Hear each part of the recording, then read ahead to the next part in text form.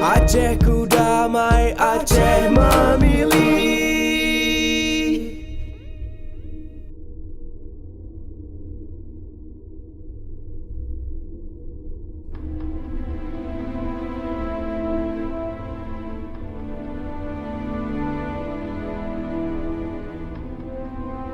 Assalamualaikum warahmatullahi wabarakatuh.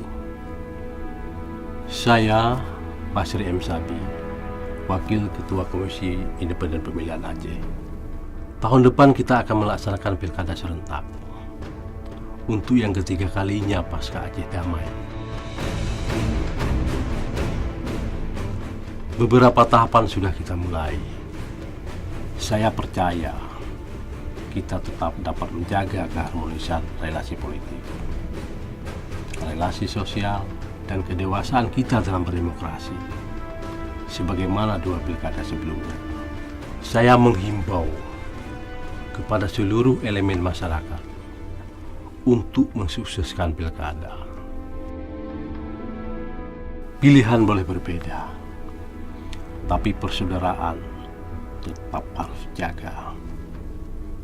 Biarkan rakyat bebas memilih sesuai hati nurani. Dengan demikian, rakyat bisa memilih pemimpin melalui proses yang demokratis. Sudah cukup duka yang kita alami pada pilkada sebelumnya.